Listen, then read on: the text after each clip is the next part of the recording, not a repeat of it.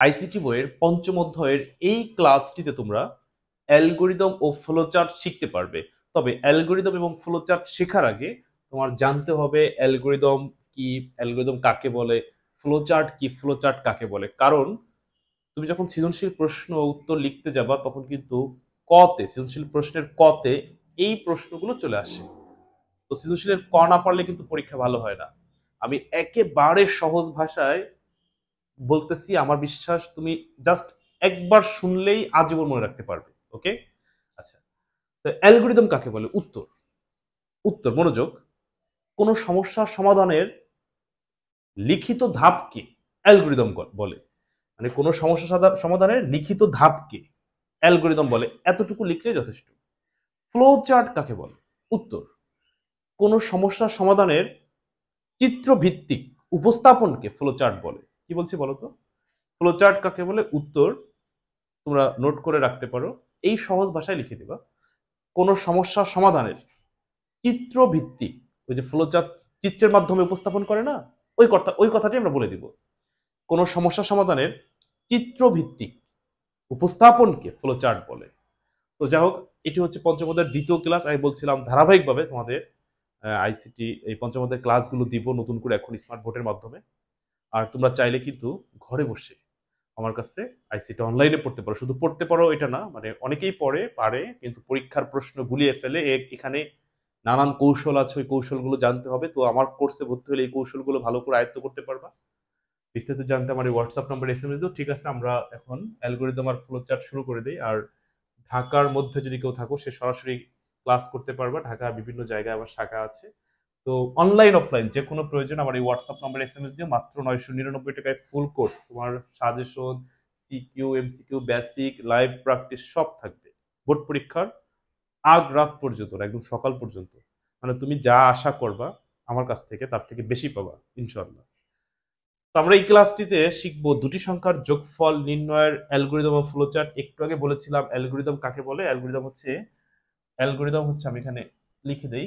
Algorithm হচ্ছে কোন সমস্যা সমাধানের লিখিত ধাপকে অ্যালগরিদম বলে। ফ্লোচার্ট কোন সমস্যা সমাধানের চিত্রভিত্তিক উপস্থাপনকে ফ্লোচার্ট বলে। তাহলে এই যে আমরা এই পাশে অ্যালগরিদম লিখবো ধাপ আকারে, যেমন এখানে লিখলাম ধাপ 1। তাহলে তুমি এখানে বলছে দুটি সংখ্যার যোগফল নির্ণয়, তো আমাদের কি করতে বলছে? যোগ করতে বলছে। আমরা যোগ করব। তো এটা এই যোগফলটা আমরা ধাপ আকারে আকারে আকারে সমস্যার সমাধান করব। ঠিক এই জায়গায় আমরা দুটি সংখ্যার যোগফল করতে বলছে, আমরা এই পাশটায় ফ্লো চার্ট করব।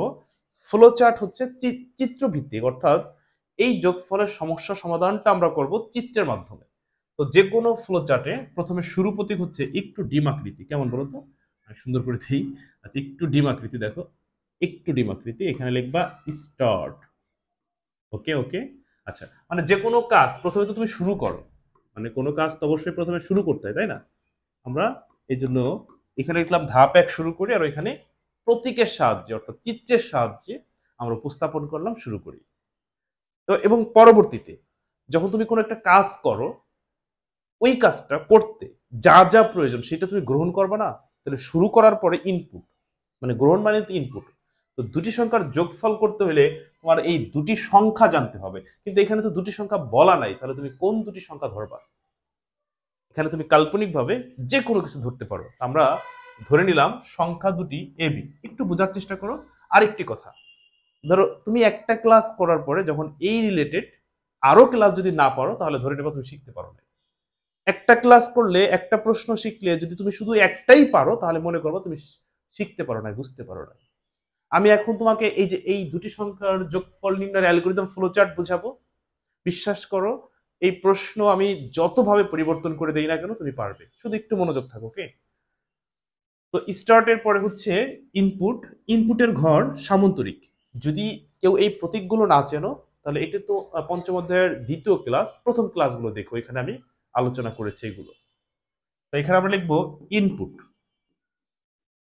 Input A B. কেন? ওই যে দুটি সংখ্যা আমরা কাল্পনিকভাবে এ বি ধরে নিলাম। আচ্ছা, এবার অ্যালগরিদমে আমরা কি লিখবো? অ্যালগরিদমে আমরা লিখবো সংখ্যা দুটি। কি লিখবো বলো তো? আমার সাথে সাথে তোমরা প্র্যাকটিস করো। সংখ্যা দুটি এ বি ইনপুট করি, তুমি চাইলে বড় হাতেরও লিখতে পারো, এ বি ইনপুট করি।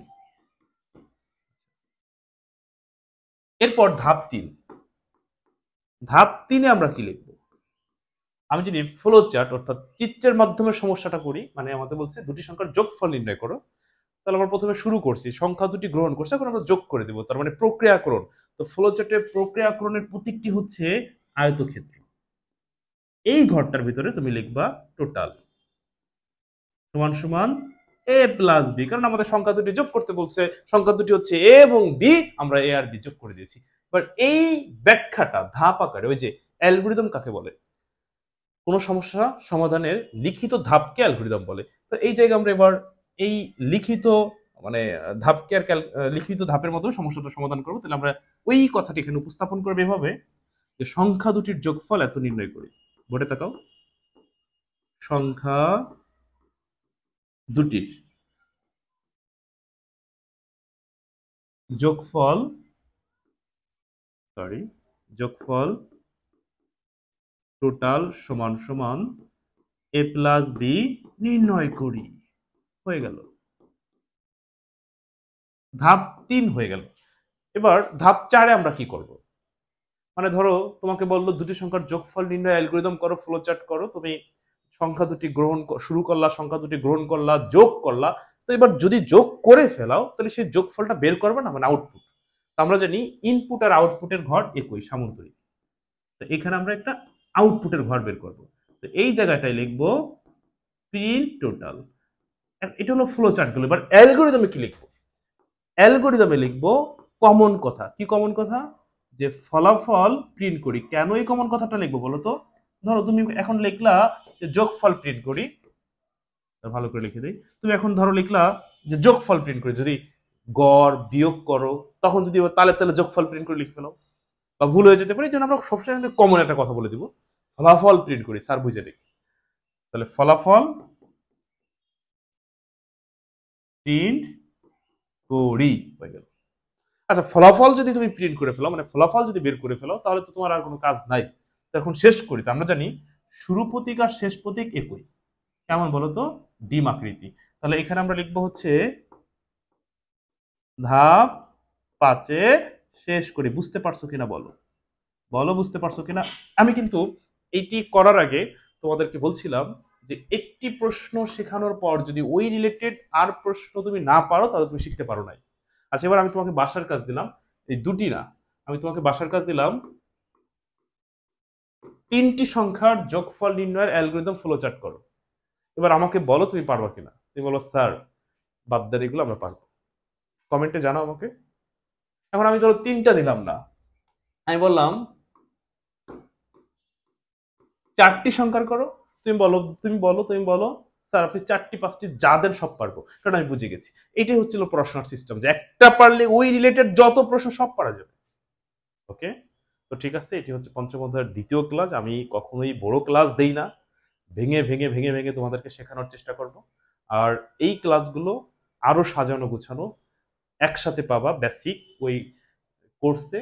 আর ওই কোর্সে এমসিকিউ সিকিউ প্র্যাকটিসটা পাবা, এটা হলো বেনিফিট। মানে ধরো তুমি বেসিক জানো, কিন্তু প্রশ্ন আসবে কিভাবে, প্র্যাকটিস করবা কিভাবে, তার জন্য কিন্তু বেসিক মানে যে কোর্সটা খুবই গুরুত্বপূর্ণ। আর এখানে 999 টাকা মানে 2 বছরের পড়া, অর্থাৎ মাসে 40 টাকা বেতন আমাকে দিবা। অনেকে আছে মাসে 1500 টাকা 1000 টাকা বেতনে পড়ো, আর 10 মাস পড়ার পরেও আমার কাছে কোর্স করে শেখে। তুমি ওই ভুলটা না করে সরাসরি ভর্তি হয়ে যাও, তোমার বাইরে কোথাও পড়া লাগবে, তোমার আইসিটি ভালো করার দায়িত্ব আমার। ওকে, তো ঠিক আছে প্রিয় শিক্ষার্থীরা, ভালো থেকো। পরবর্তী কোনো ক্লাসে তোমাদের সাথে আবার কথা হবে। আল্লাহ হাফেজ।